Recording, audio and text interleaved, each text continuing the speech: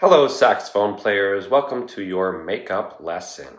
First things first, I would like you to take out your neck and your mouthpiece. Notice we don't have the metal ligature on it right now because when we twist this onto the neck, I don't want to bend the metal ligature.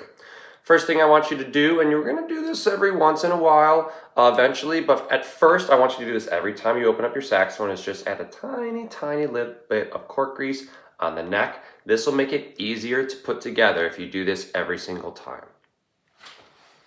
Now that I've done that, it's a lot easier to slide this onto the neck without really twisting and trying very hard. Once you do that, the little hole right here, the window, should be facing the ground the same direction as this hole. Next up, I'm going to put my reed in my mouth for about 10 seconds. At the same time I'm doing that, you can take your ligature, put it onto your mouthpiece. Make sure it is loose. Make sure that your ligature is loose enough and it's not super tight like it is when you would be playing. The reason is to allow it to be easier for you when to put the reed on. When I put the reed on, I'm making sure that I'm putting it on the big fat side down, not the skinny breakable side that's kind of pointy. Then I want it to exactly cover the entire window so that it exactly matches the black part of the reed. So if you notice this contour, it matches it exactly. We want it to be exactly like that. Even a little bit off is not going to work. And if you look right here, you can see a little bit of the reed past the black part, okay? Once you have that, then you can tighten. Notice my ligature is pretty far down on my mouthpiece. It should not be all the way up here. If it's all the way up here, you can loosen it, slide it down. Feel free to pause the video if you need to make sure that your reed look exactly like that.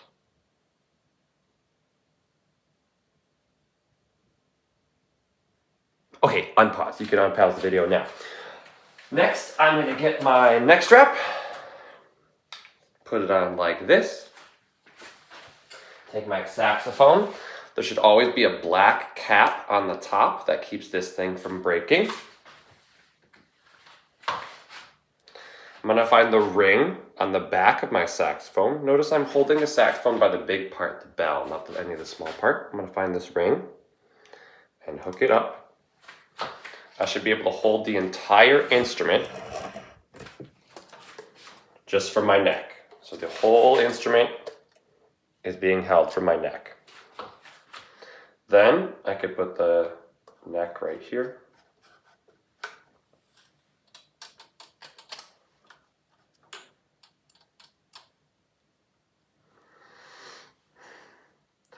And my neck strap is correct if this is bonking me in the top teeth. Right now it is too low. This would bonk me in the chin. It should get me in the top teeth. So a little bit higher, and it's okay if it does actually hit you and you break a reed. Everyone does it. Right here, this is a perfect height. This is actually too high for me. This one, too high. This one, still a little bit too low. I think a little higher would be great. There, perfect. It's going to hit me in the top teeth or the top lip. Now I want you to practice holding your saxophone like this with just your thumbs. Practice holding it like this. This is how you hold the instrument, okay?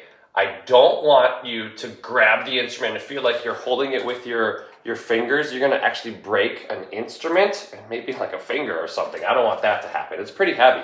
So you only are pushing it away from you. You're actually not actually picking up anything with your hands.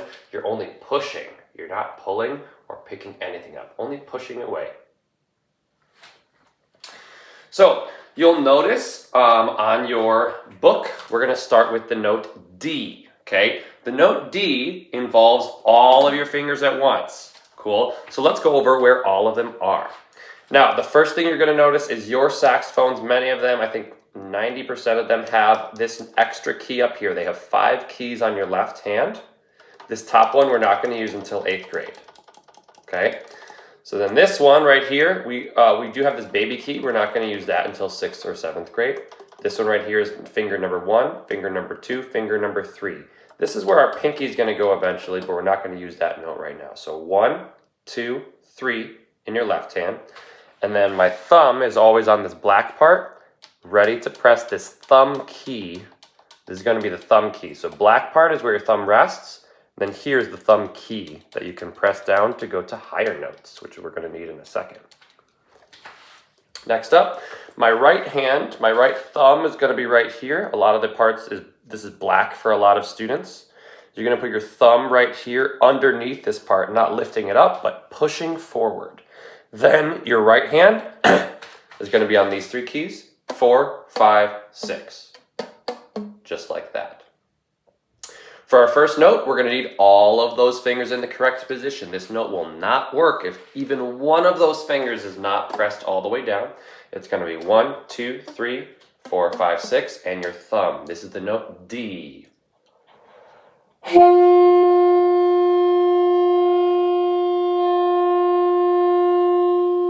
Make sure you have your lip on the bottom, covering your bottom teeth. Teeth on the top. Teeth on the top of the mouthpiece, lip on the bottom, and D.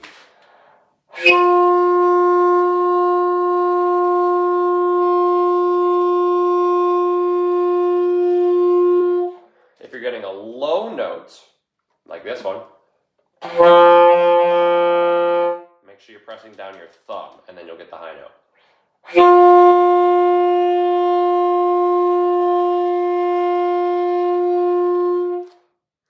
Now, the next note that the book has us learn is C, which I think is way easier than D. C is just your middle finger. This is finger number 2.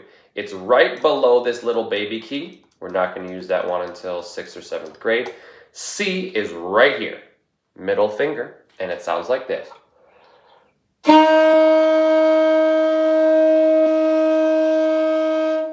and 2, try it. Ready and go.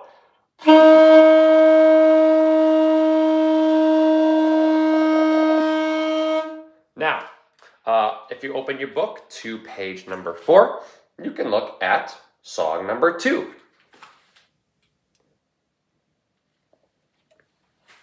This is going to be 4 Ds in a row, followed by 4 rests, followed by 4 Ds in a row, followed by 4 rests. Let's go ahead and play it right now.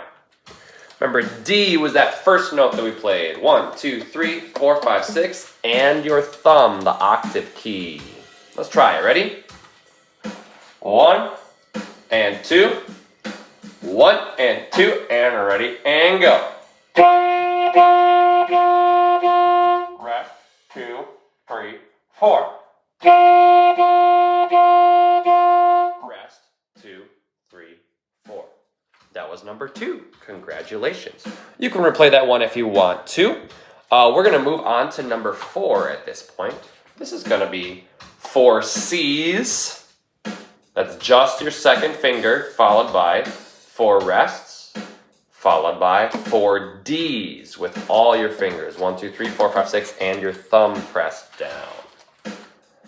So let's go ahead and look at number 4, song number 4 on page 4, and try it. Ready? 1 and 2, 1 and 2, 4 Cs, and go. Rest, 2, and ready. Next one, go. Rest, 2, 3, 4. Go ahead and replay that part of the video if you need to. Now we're going to move on to the last song on the page, number 6.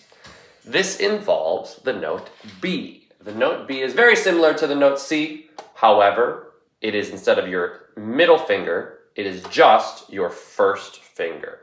So remember, I have, this one is gold for me. For a lot of your saxophones, this key on the top right here will look like all the rest, but we're not really going to use it till 8th grade. You know it's your first finger because it's right above the tiniest, tiniest little baby key. Okay? This is the note B. This is what it sounds like. Sorry about that one.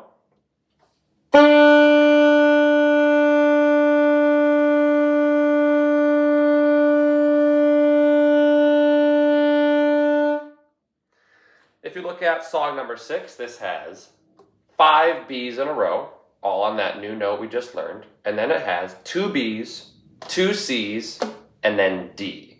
So that one's going to be a little bit tricky, not because of the B's and C's, B, B, C, C, but because of the last note, D. That's where you got to put all your fingers down. It's going to be very difficult if you're trying to pick up your instrument with your fingers. Instead, you should push it away with your thumbs, then use your fingers to press down the buttons. Here is song number 6. 5 B's, 1 and 2 and 5 B's. All ready, and go. 2, 3, 4.